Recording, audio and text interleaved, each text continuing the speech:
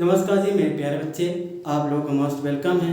आज हमारा जो नेक्स्ट टॉपिक जो है transport across the plasma membrane. तो इन द प्रीवियस क्लास में हमने पढ़ लिया था कि सेल मेम्ब्रेन के बारे में हमने पढ़ा था, सेल मेम्ब्रेन और प्लाज्मा मेम्ब्रेन। जो सेल मेम्ब्रेन जो है बना रहता है फॉस्फोलिपिड बायलेयर से।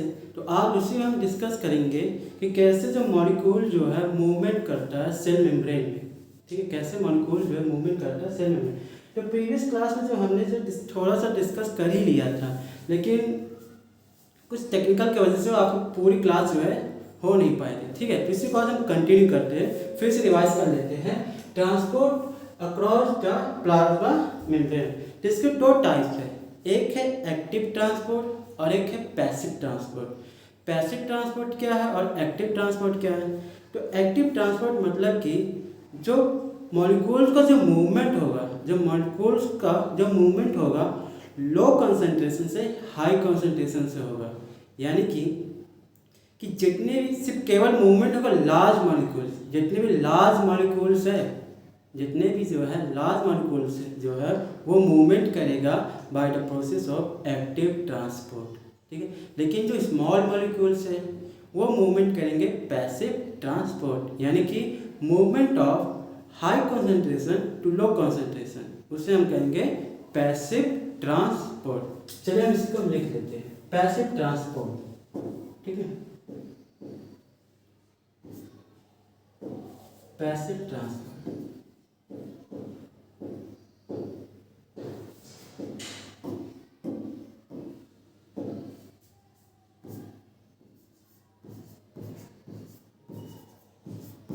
Movement of molecules, movement of molecules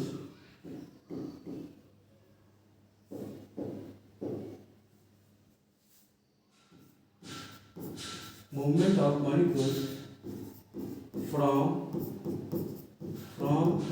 their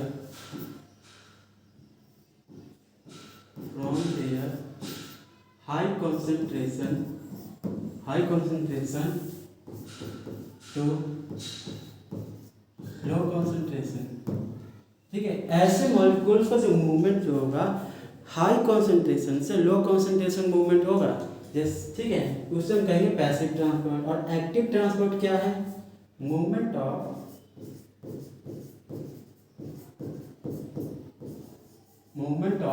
molecules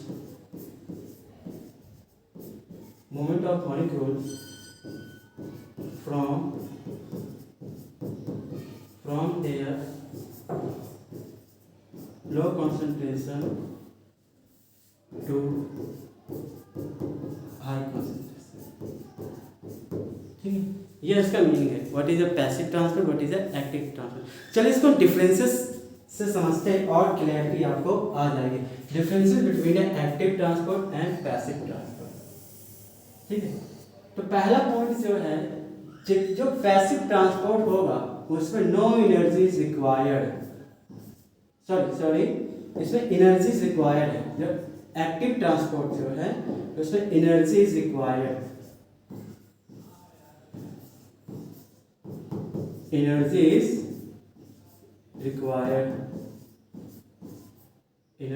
required. लेकिन जो पैसिव ट्रांसपोर्ट है no energy is required, no energy is required.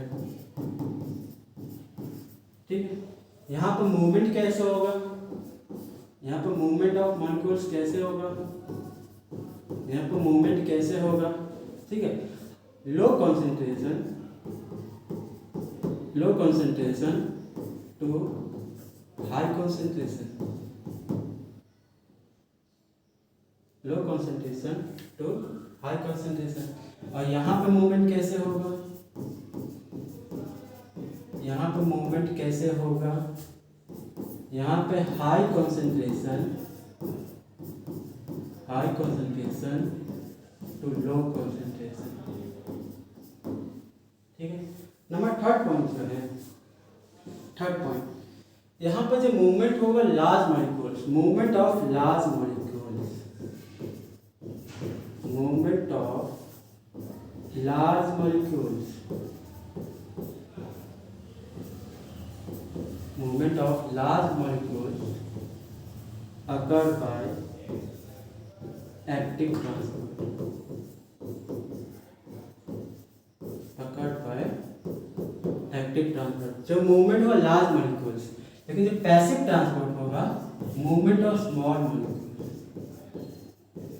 Movement of small molecules occur by passive transport, passive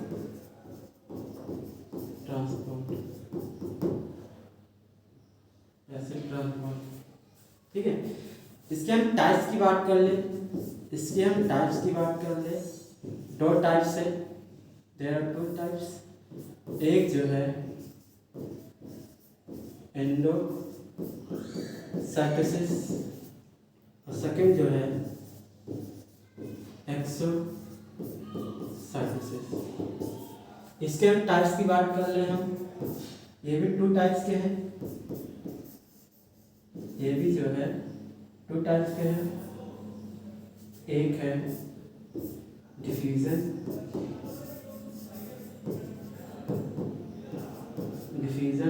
और सेकेंड जो है clear हो गया। I hope आपको समझ में आ गया हो। ठीक है, अब हम डिस्कस करते हैं what is diffusion, what is osmosis. हमको मालूम डिफ्यूजन और ऑस्मोसिस क्या है, एक टाइप है पैसिव ट्रांसपोर्ट। ठीक है, पैसिव ट्रांसपोर्ट है और इनका मूवमेंट कैसे होगा, हाई कॉन्सेंट्रेशन से लो कॉन्सेंट्रेशन। पर डिफरेंसेस क्या है, चलिए इसी को हम डिस्कस करते हैं। जो डिफ्यूजन जो होगा तो मूवमेंट ऑफ मॉलिक्यूल्स, आयंस या particles from their high concentration to low concentration. यानी कि डिफ्यूजन में कोई भी मॉलिक्यूल्स, चाहे सॉलिड हो, लिक्विड हो, गैसेस हो, ठीक है, कोई भी मॉलिक्यूल्स, आयंस हो या पार्टिकल्स हो, वो डिफ्यूजन में मूव करेगा from high concentration to low concentration. लेकिन जो ऑस्मोसिस है, मूवमेंट ऑफ ओनली सॉल्वेट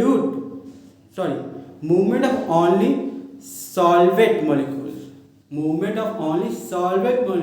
जैसे ब्रैकेट में लिख लें वाटर, सिर्फ पानी को मूवमेंट कराएगा। Movement of only water molecules from high concentration to low concentration across the semi permeable membrane. तो कहने का मतलब ये है कि जो ऑस्मोसिस का जो वाटर मॉलिक्यूल्स का जो मूवमेंट होगा तो वहाँ पर एक मेम्ब्रेन की ज़रूरत है, लेकिन जो डिफ्यूजन है वहाँ पर मेम्ब्रेन की ज़रूरत नहीं है। ऐसा समझ, चलिए इसी के बारे में लिख लेते हैं। चलिए लिख लेते हैं इसी के बारे में। ठीक है, इसी के बारे में लिख लेते हैं।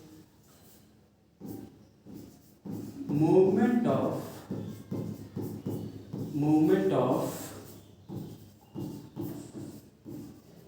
molecules, ions,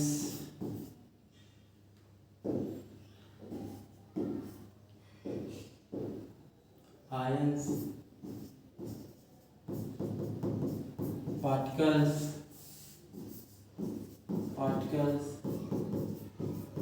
from their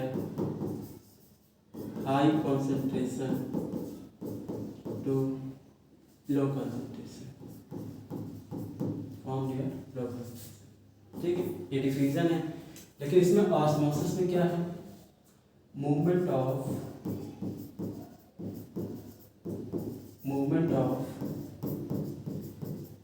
solvent molecules,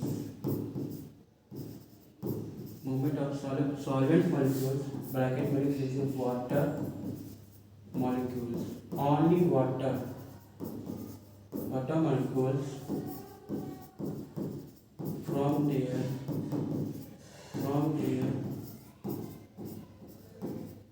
high concentration to low concentration। ठीक है, ऐसा समझ रहे। लेकिन यहाँ पे जो है सेमी परमेबल नॉट रिक्वायर्ड,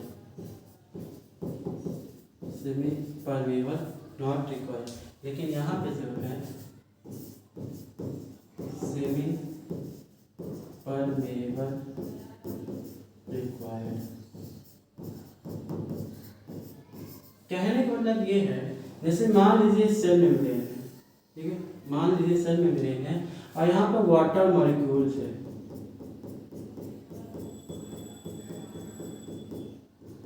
यहाँ पर जो है वाटर मॉलिक्यूल्स है, ठीक, यहाँ पर जो है वाटर मॉलिक्यूल, तो जो मूवमेंट होगा, जो वाटर मॉलिक्यूल्स का जो मूवमेंट होगा ऑस्मोसिस के द्वारा होगा। लेकिन इसके लिए जो यहाँ पे जो एक मेम्ब्रेन चाहिए, यहाँ पे जो है एक मेम्ब्रेन चाहिए, ये यहाँ पे जो है एक मेम्ब्रेन चाहिए, ताकि जो वाटर मॉलिक्यूल्स है, जो अदर मॉलिक्यूल्स है, वो इसमें एंटर न कर सके। केवल पानी को एब्जॉर्ब करना, ओनली वाटर एब्जॉर्ब करना है, इसलिए यहाँ पे जो है एक सेमी परमेबल मेम्ब्रेन चाहिए, सेमी परमेबल मेम्ब्रेन चाहिए, सेमी परमेबल मेम्ब्रेन चाहिए।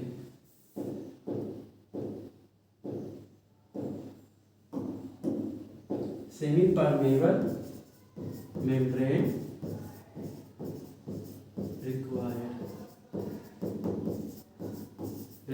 रिक्वायर्ड, ठीक है, ताकि वाटर मॉलिक्यूल के साथ जो है अदर मॉलिक्यूल जो है इसके साथ ना आ पाए, इसलिए यहाँ पर सेमी परमेबल मेम्ब्रेन रिक्वायर्ड। लेकिन यहाँ पर डिफ्यूजन में नहीं चाहिए, यहाँ पर जो है डिफ्यूजन में नहीं चाहिए, ठीक है, ऐसा समझ में। ये था डिफ्यूजन और ऑस्मोसिस। हम अब डिस्कस करेंगे कौन सा मूवमेंट जो होगा डिफ्यूजन के द्वारा होगा, कौन सा मूवमेंट जो होगा ऑस्मोसिस के द्वारा होगा। जैसे एग्जांपल से आपको movement of carbon dioxide and oxygen, movement of carbon dioxide and oxygen, examples है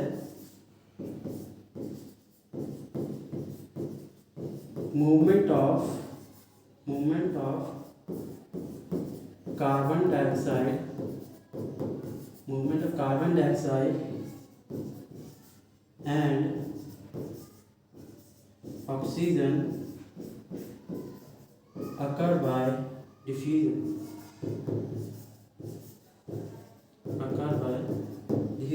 तो कहने का मतलब यह है कार्बन और ऑक्सीजन कैसे ट्रांसपोर्ट होगा सेल मेम्ब्रेन के अंदर, bye the process of diffusion, bye the process of diffusion. लेकिन यहाँ पर जो होगा movement of water molecules,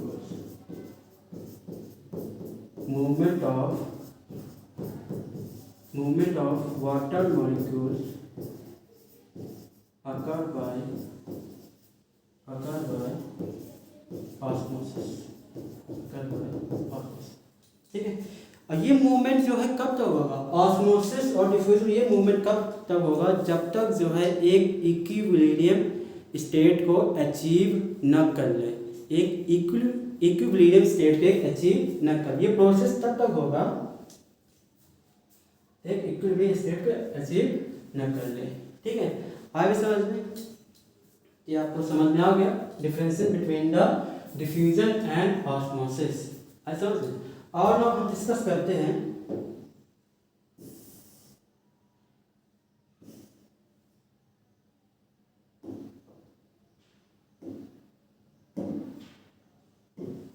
terms, endosmosis, एक्सोऑस्मोसिस और प्लाज्मोलिसिस क्या होते हैं, ठीक है। ये ऑस्मोसिस की टाइप्स ही है, ठीक है, एंडोऑस्मोसिस और एक्सोऑस्मोसिस और प्लाज्मोलिसिस क्या होते हैं, ठीक है। देखो एंडो मीन्स इन और एक्सो मीन्स एग्जिट, ठीक है, और ऑस्मोसिस मतलब कि मूवमेंट ऑफ वाटर मॉलिक्यूल्स, यानी कि मूवमेंट ऑफ वाटर मॉलिक्यूल्स, ठीक है, इनटू द सेल। लेकिन कहाँ मूवमेंट करेगा, into the cell, outside the cell कि इनसाइड द सेल, ये हम डिस्कस करेंगे। क्या होगा एंडोऑस्मोसिस, यानी कि मूवमेंट ऑफ वाटर मॉलिक्यूल्स,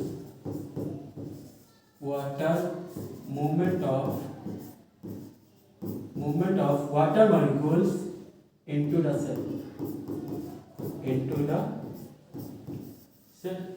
ठीक। यानी कि अगर पानी जो है सेल के अंदर जा रहा है तो ऐसे मूवमेंट को कहेंगे एंडोऑस्मोसिस। ऐसे मूवमेंट को कहेंगे एंडोऑस्मोसिस। अगर पानी जो है सेल से बाहर जा रहा है, मूवमेंट ऑफ वाटर मॉलिक्यूल्स,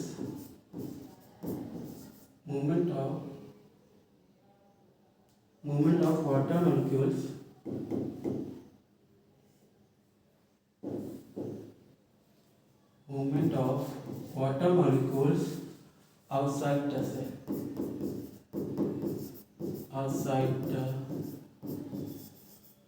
ऐसे मूवमेंट कहेंगे एक्सोऑस्मोसिस।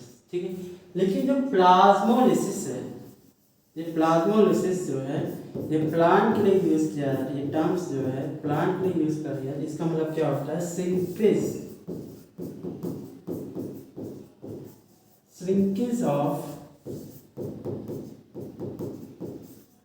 Living plant cell, shrinkage of living plant cell by the process of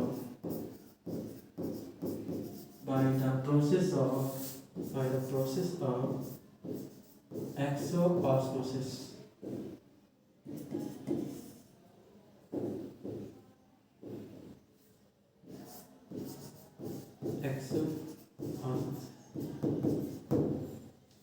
कहने का मतलब ये है कि जब प्लांट में जो पानी जो है सेल, जो प्लांट का सेल जो है पानी जो है वो सेल से बाहर निकल जाता है, तो प्लांट का जो सेल मेम्ब्रेन जो है श्रिंक हो जाता है। प्लांट का जो सेल मेम्ब्रेन जो है वो श्रिंक हो जाता है। ठीक है, आइए समझते हैं इसको। अभी इसको समझते हैं। ठीक है, देखिए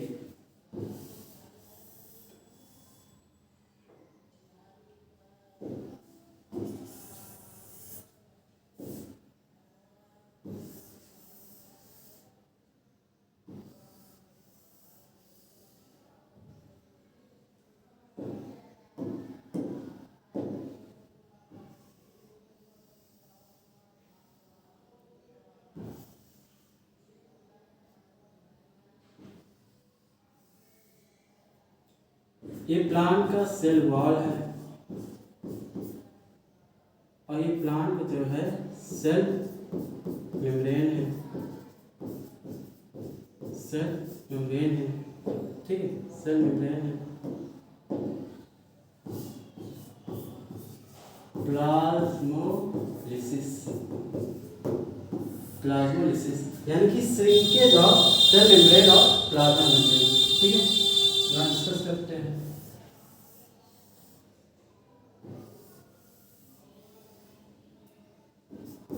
ये आपका प्लांट जो है सेल वॉल है, लेकिन यहाँ पर जो प्लांट जो है ना श्रिंक हो गया। जो प्लांट का सेल मेम्ब्रेन जो है श्रिंक हो गया। ये देखो, ये प्लांट का ये यहाँ पर जो है cell membrane,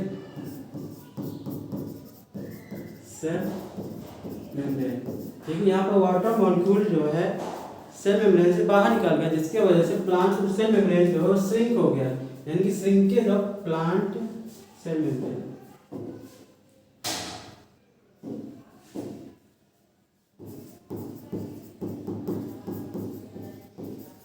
shrinkage of plasma membrane या cell membrane.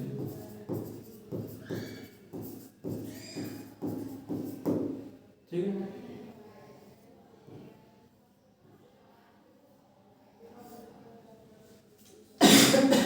Sorry,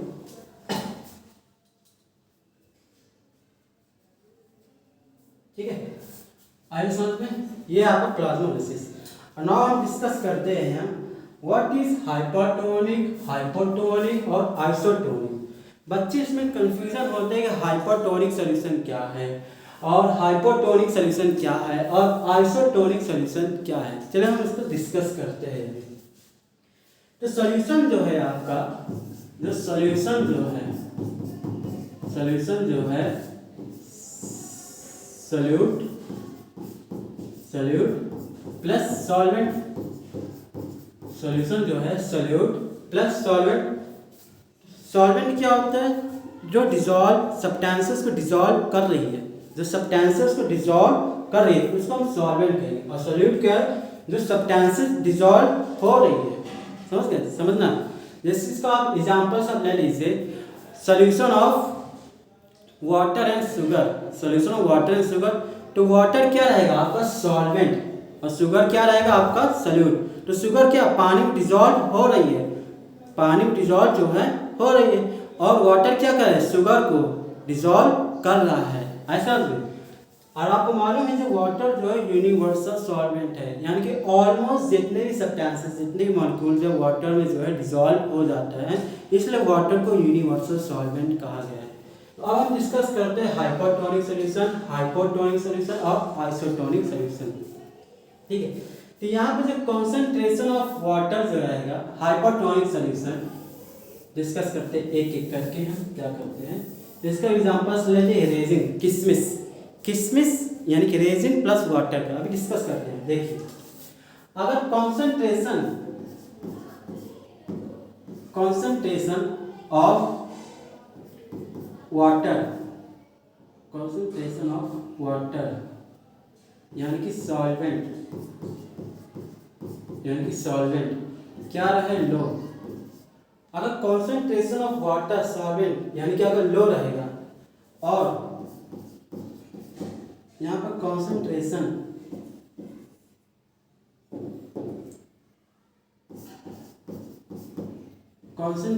of resin यानी कि जिसको हम किशमिश कहते हैं, सॉल्यूट, सॉल्यूट यहाँ पे हाई रहेगा। ठीक है, यहाँ पे जो है हाई रहेगा, यहाँ पे जो हाई रहेगा, तो यहाँ पे क्या होगा, किशमिश क्या होगा, श्रिंक करेगा कि स्वेल करेगा, यानी कि और सिकुड़ जाएगा कि फूल जाएगा। तो कहने का मतलब ये है कि जो सॉल्यूट का जो कॉन्सेंट्रेशन है वो ज़्यादा है किससे, सॉल्वेंट से, सॉल्वेंट से। तो यहाँ पे रेजिन क्या होगा, श्रिंक हो जाएगा, यहाँ पर रेजिन क्या होगा, श्रिंक हो जाएगा, श्रिंकेज हो गया। यानी कि पानी के मूवमेंट कहाँ होगा, पानी का मूवमेंट क्या होगा, पानी का जो मूवमेंट होगा आउटसाइड द सेल, यानी कि यहाँ पे जो रेजिन का जो सेल जो होगा पानी का मूवमेंट होगा आउटसाइड द सेल, यानी कि मूवमेंट ऑफ वाटर यहाँ पे जो होगा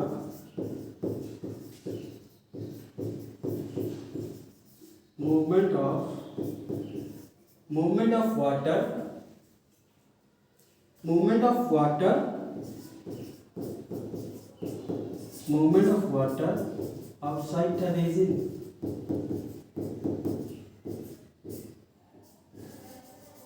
movement water outside the resin, आई समझ में। तो उसको क्या कहेंगे, हाइपोटोनिक सॉल्यूशन। हाइपोटोनिक सॉल्यूशन जहाँ वाटर का कॉन्सेंट्रेशन लो है और जहाँ पे रेजिन का जो कॉन्सेंट्रेशन हाई, जैसे किसमें मैंने एग्जांपल से जो हाई है, तो उस केस में जो सॉल्यूट जो है वो श्रिंकेज हो जाएगा, सॉल्यूट जो मतलब सिकुड़ जाएगा, और यानी कि श्रिंकेज, आई समझ में।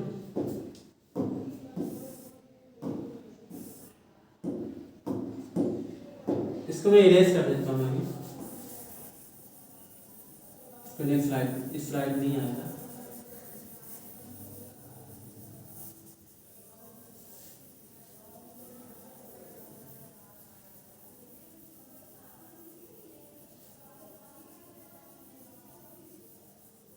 ठीक, ऐसा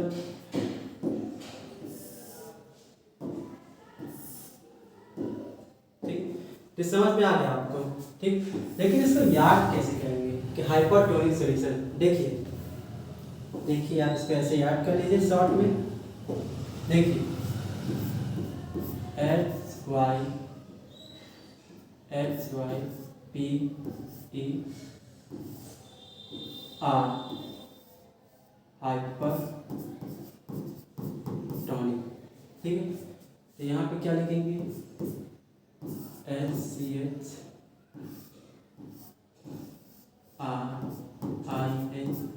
RINKAG, कैसे याद करते हैं। ठीक, तो यहाँ पे देखिए हाइपर में जो है हाइपर आर, हाइपर में जो है हाइपर आर, हाइपर में देखिए आर, कंपेयर कर लीजिए आर, हाइपर, यहाँ पे श्रिंकेज में देखिए R, hyper means increase, hyper ये ऐसे याद कर सकते हैं, कंफ्यूजन नहीं होगा आपको, ऐसे जो है आप याद कर सकते हैं, यानी कि हाइपर श्रिंकेज यानी कि रीजन जो है श्रिंकेज हो जाएगा, और यहीं से आप पॉइंट को रिलेट कर लेंगे, यानी कि हाइपर मतलब श्रिंकेज यानी कि सॉल्यूट का जो कॉन्सेंट्रेशन है हाई रहेगा और जो सॉल्वेंट का कॉन्सेंट्रेशन जो रहेगा लो रहेगा, तो यानी कि वाटर का जो मूवमेंट हो कहाँ होगा, movement of water molecules outside the cell, ठीक है। तो ये आपको हो जाएगा हाइपरटोनिक सॉल्यूशन, ठीक है।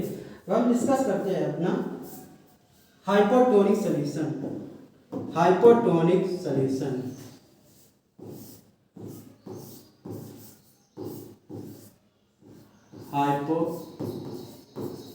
हाइपोटोनिक सॉल्यूशन, हाइपोटोनिक सॉल्यूशन, ठीक है।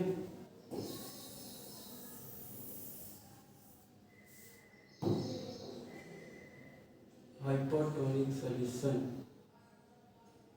नहीं गलत है, चलिए देखते हैं।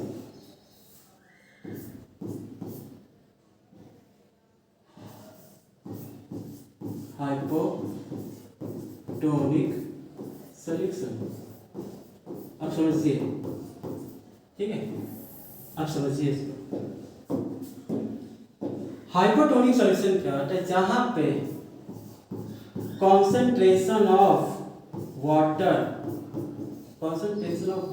Molecules, concentration of water molecules यानी कि सॉल्वेंट क्या रहेगा, हाई रहेगा, सॉल्वेंट क्या रहेगा, हाई रहेगा, और यहाँ पे कॉन्सेंट्रेशन ऑफ रेजिन यानी कि सॉल्यूट क्या रहेगा, लो रहेगा, क्या रहेगा, लो रहेगा। अब देखो मूवमेंट वाटर मॉलिक्यूल्स क्या होगा, वाटर मूवमेंट्स होगा हाई टू लो, यानी कि पानी कहाँ जाएगा, सेल के अंदर जाएगा, यानी कि रेजिन के अंदर जाएगा, किशमिश के अंदर जाएगा, जिसके वजह से जो किशमिश जो होगा फूल जाएगा, स्वेलन हो जाएगा, है ना, फूल जाएगा, स्वेलन हो जाएगा, ठीक है। यानी कि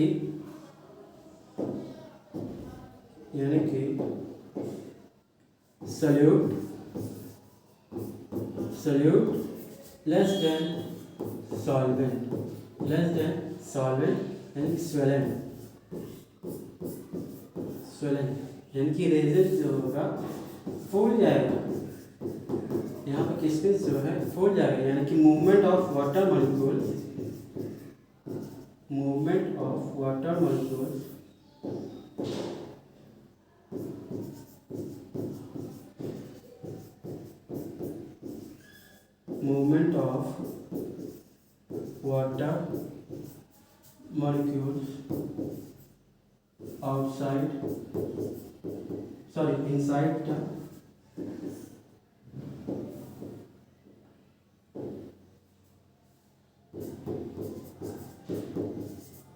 inside the रेजिन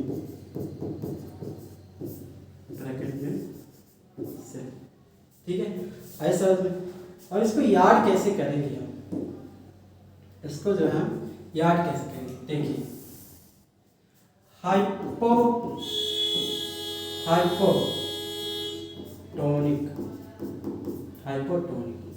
ठीक है, स्वेलन कैसे याद करेंगे, हाइपो, ठीक है, हाइपो, देखिए हाइपो में आ रहा है ओ और स्वेलन में आ रहा है ओ, ठीक है। तो ऐसे याद करें, कंफ्यूजन नहीं होना, हाइपोटोनिक जैसे इसको आप रिलेट करेंगे तो इसके सारे पॉइंट जो आप रिलेट कर लेंगे, यानी कि हाइपोटोनिक स्वेलिंग यानी कि किशमिश जो है फूल जाता है, यानी कि जो सॉल्वेंट का जो कॉन्सेंट्रेशन है हाई है, यानी कि सॉल्यूट का कॉन्सेंट्रेशन जो है लो है, यानी कि वाटर का जो मूवमेंट जो होगा इनसाइड द सेल, यानी कि movement of water molecules inside the cell, ठीक है, आइए समझ में। अब हमारा जो नेक्स्ट टॉपिक जो है,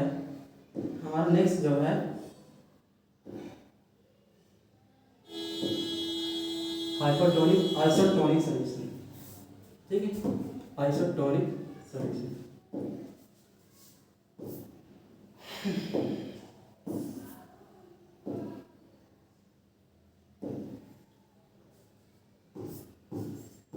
आइसोटोनिक सॉल्यूशन।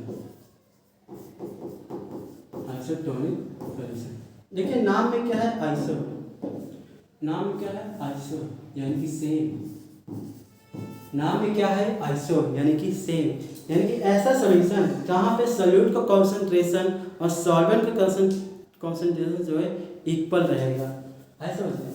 यानी कि concentration of water molecules, concentration of water molecules यानी कि सॉल्वेंट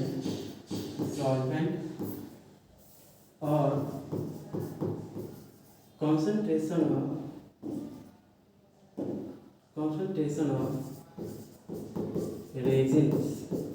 reagents, यानी कि सॉल्यूट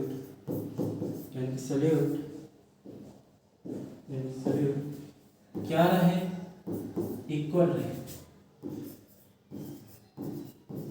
इक्वल और सेम रहे, यानी कि जो सॉल्यूट का कॉन्सेंट्रेशन है ये बराबर है सॉल्वेंट का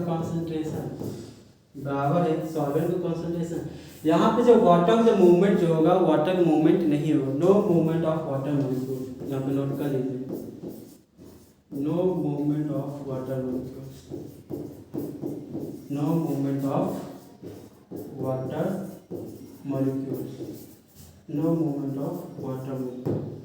ठीक है, समझ में आ गया आपको? ठीक है, तो यहाँ पर जो है इक्विवेरिएंट स्टेट है, इक्विवेरिएंट स्टेट यानी कि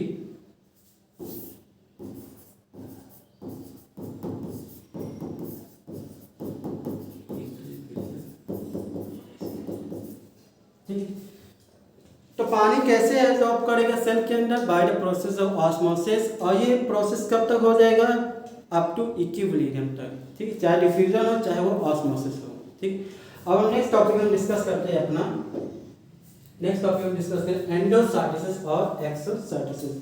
ठीक है, दोनों ही क्या है, ये टाइप्स है एक्टिव ट्रांसपोर्ट, ये दोनों ही बोथ आर एक्टिव ट्रांसपोर्ट है, एंडोसाइटोसिस और एक्सोसाइटोसिस दोनों क्या है, ये एक्टिव ट्रांसपोर्ट के टाइप्स है। कहने का मतलब ये है कि जो लार्ज मॉलिक्यूल्स जो है कैसे मेम्ब्रेन में ट्रांसपोर्ट होगा bye the process of endocytosis and exocytosis. ठीक है, अब हम समझते हैं कि एंडोसाइटोसिस क्या है और एक्सोसाइटोसिस मतलब क्या है। ठीक है, देखो एंडो यानी कि एन, यानी कि अंदर,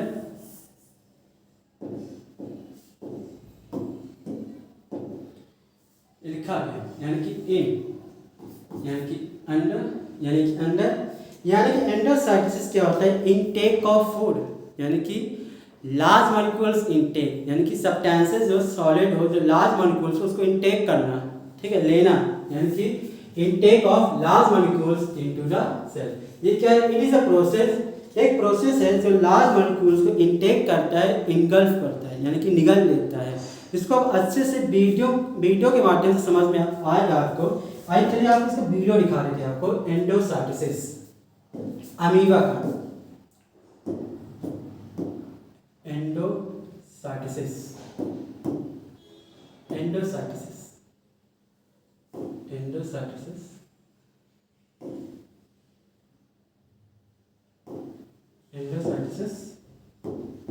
इन अमीबा। वीडियो ये देखिए,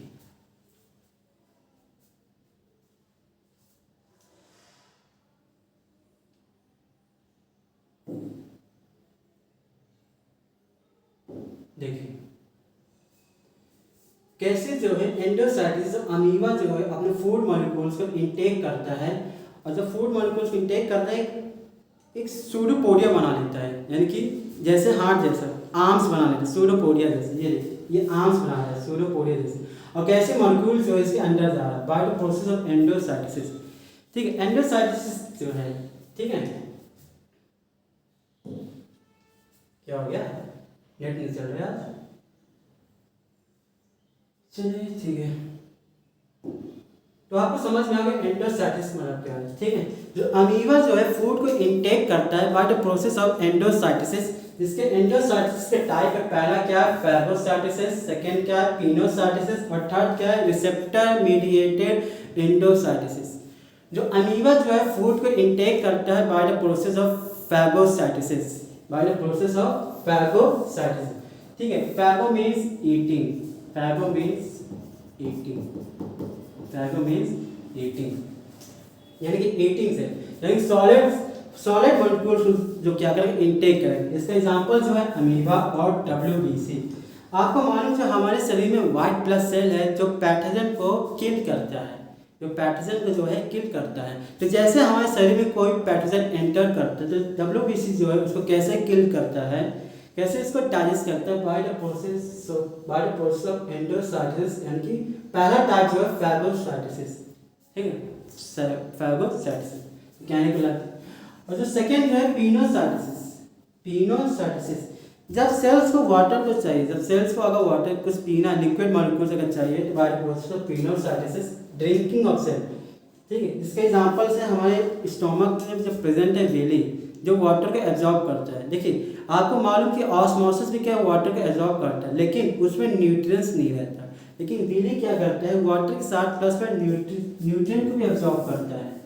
विली के साथ जो है वाटर प्लस न्यूट्रिएंट को भी एब्जॉर्ब करता है। लेकिन अगर सेल को केवल वाटर चाहिए तो ऑस्मोसिस के द्वारा एब्जॉर्ब करेगा, और अगर सेल को जो है वाटर प्लस न्यूट्रिएंट्स चाहिए तो वो जो है पिनोसाइटिस के द्वारा वाटर को एब्जॉर्ब करेगा, ठीक है। अब जो नेक्स्ट जो हमारा जो है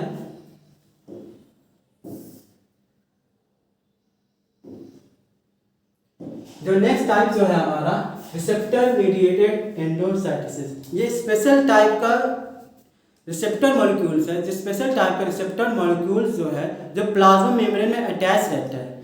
अगर प्लाज्मा मेम्ब्रेन में रिसेप्टर टाइप का मॉलिक्यूल्स अटैच ना रहे तो कुछ मॉलिक्यूल्स जो है सेल के अंदर एंटर ना कर पाए। जैसे इसको आपको एग्जांपल से आपको समझाता हूँ। जैसे मान लीजिए ये जो है आपका प्लाज्मा मेम्ब्रेन, ठीक, ये आपका जो है प्लाज्मा मेम्ब्रेन का जो लेयर है, ठीक, प्लाज्मा मेम्ब्रेन, ये आपका प्लाज्मा मेम्ब्रेन है, लिख देते हैं यहाँ पे प्लाज्मा मेम्ब्रेन, ये आपका जो है प्लाज्मा मेम्ब्रेन। तो यहाँ पर जो है स्पेशल टाइप का एक मॉलिक्यूल्स रिसेप्टर अटैच है, स्पेशल टाइप का जो मान लीजिए स्पेशल टाइप का मॉलिक्यूल जो है रिसेप्टर जो है इस प्लाज्मा मेम्ब्रेन में अटैच्ड है, ठीक है। इसको मैं लिख देता हूँ स्पेशल टाइप ऑफ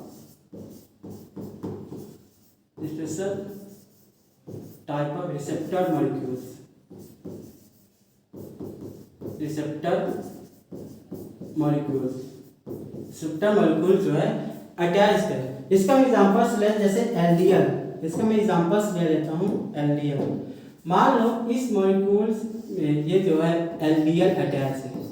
एलडीएल के मॉलिक्यूल जो है रिसेप्टर जो है इस प्लाज्मा मेम्ब्रेन में जो है अटैच है। एलडीएल का मतलब क्या होता है लो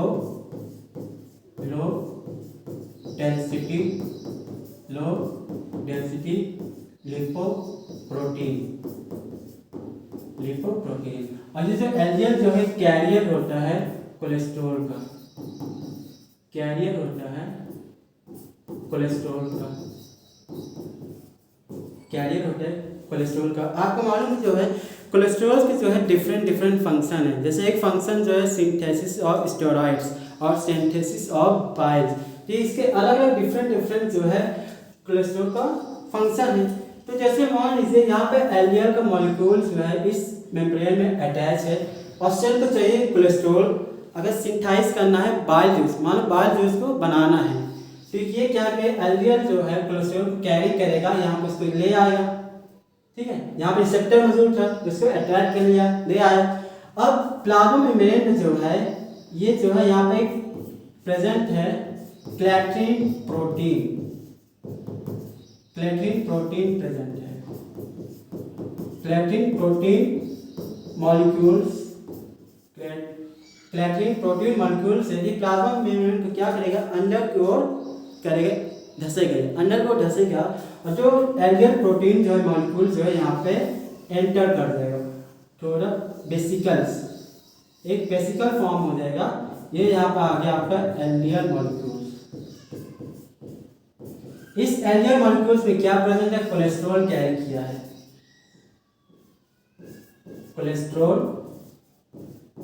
कोलेस्ट्रॉल कैरी किया है एल्डियल मॉलिक्यूल्स, ठीक है।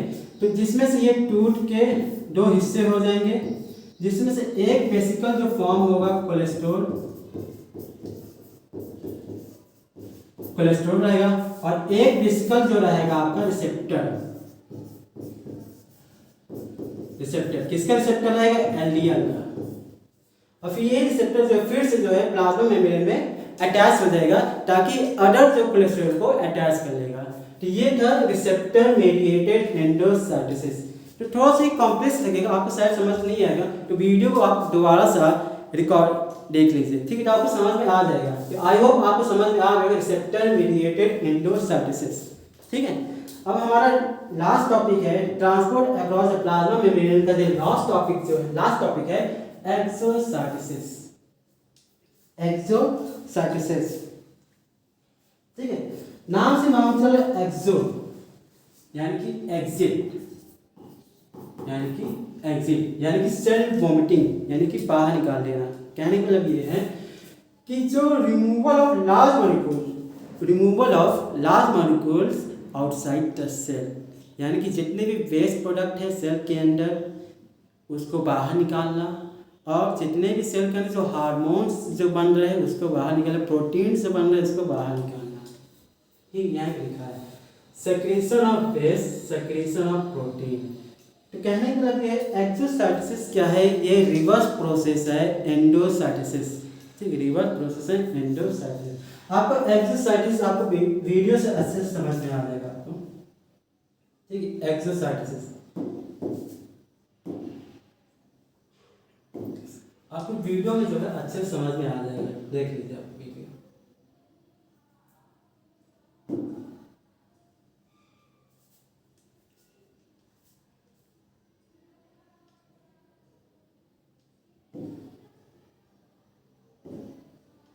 देखिए कैसे जो मॉलिक्यूल जो है इस सेल के अंदर प्रेजेंट है, और ये मॉलिक्यूल मान लीजिए बेस्ट प्रोडक्ट है, ठीक है। मान लीजिए ये जो मॉलिक्यूल जो प्रेजेंट है सेल के अंदर बेस्ट प्रोडक्ट है, ये कैसे धीरे धीरे जो है ये बाहर निकल रहे हैं।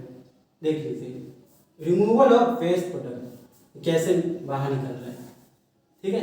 आए समझ में? तो अब आपको समझ में आ गया होगा एक्सोसाइटोसिस यानी कि एग्जिट, यानी कि आउटसाइड द सेल, यानी बाहर निकल जाना सेल के अंदर, ठीक है। आए समझ में? चलिए आज की क्लास जो है यहीं पे समाप्त करते हैं। आई होप आपको अच्छे से जो है आपको समझ में आ गया होगा transport across the plasma membrane, ठीक है।